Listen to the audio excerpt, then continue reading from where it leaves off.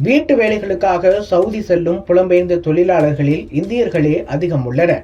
இருப்பினும் அங்கே இந்த பணியாளர்களின் பாதுகாப்பை உறுதி செய்ய அந்நாட்டு அரசு உரிய நடவடிக்கைகளை எடுப்பதில்லை என்ற விமர்சனங்கள் இருந்து கொண்டே இருக்கிறது. இதற்கிடையே இந்த பணியாளர்களின் பாதுகாப்பை உறுதி செய்ய இப்போது சவுதி அரசு புதிய சட்டத்தை கொண்டு வரவுள்ளது.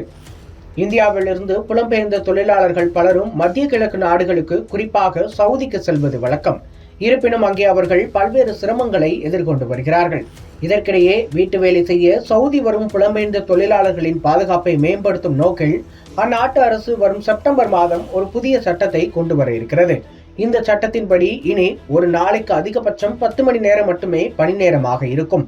வாரத்திற்கு ஒரு நாள் விடுமுறை அளிக்க வேண்டும். மேலும் ஆண்டுக்கு ஒரு மாதம் ஊதியத்துடன் கூடிய விடுப்பு வழங்க வேண்டும் ஆகியவை கட்டாயமாக்கப்படுகிறது. அவர்கள் தாயகம் சென்று வர ஆகும் செலவையும் சவுதியில் உள்ள உரிமையாளர்களை ஏற்க வேண்டும் என்றும் குறிப்பிடப்பட்டுள்ளது. இது மட்டுமின்றி அங்குள்ள உரிமையாளர்கள் பாஸ்போர்ட் உள்ளிட்ட ஆவணங்களை வாங்கி வைத்துக் கொள்வதையும் இந்த சட்டம் தடை செய்கிறது. மேலும் தொழிலாளர்கள் சுதந்திரமாக தொடர்பு கொள்ளவும் இது அனுமதிக்கிறது. உரிமையாளர்களின் மோசமான நடத்தை உள்ளிட்ட குறிப்பிட்ட சில சூழல்களில் பணியாளர்கள் தங்கள் பலன்களை இழக்காமல் ஒப்பந்தத்தை முன்கூட்டியே முடிக்கவும் இது அனுமதிக்கிறது. மேலும் முறையான காரணங்கள் இல்லாமல் பணி நீக்கம் செய்யப்பட்டால் அதற்கான இழப்பீடுகளையும் பணியாளர்கள் பெறலாம். பணியாளர்கள், முதலாளிகள் என இருதரப்பையும் பாதுகாக்கும் வகையில் புதிய ஒப்பந்தங்களில் காப்பீடுகளை கட்டாயமாக்குவது உள்ளிட்ட விஷயங்களும் இதில் சேர்க்கப்பட்டுள்ளன.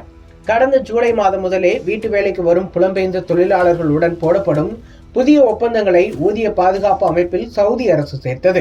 வரும் 2025ஆம் ஆண்டின் இறுதிக்குள் தற்போதுள்ள அனைத்து புலம்பெயர்ந்த தொழிலாளர்களின் ஒப்பந்தங்களையும் படிப்படியாக இதில் சேர்க்கவும் அந்நாட்டு அரசு திட்டமிட்டுள்ளது. சவுதி அரேபியாவில் வீட்டு வேலை செய்ய மட்டும் சுமார் 39 லட்சத்திற்கும் அதிகமான புலம்பெயர்ந்த தொழிலாளர்கள் உள்ளனர். அங்கே அவர்கள் பல சிரமங்களை எதிர்கொள்கிறார்கள். குறிப்பாக பெண் தொழிலாளர்கள் பல பிரச்சனைகளை எதிர்கொள்கிறார்கள். இருப்பினும் அவர்களின் பாதுகாப்பு உறுதி செய்ய சவுதி உரிய நடவடிக்கை எடுப்பதில்லை என்ற விமர்சனம் இருந்து கொண்டே இருக்கிறது.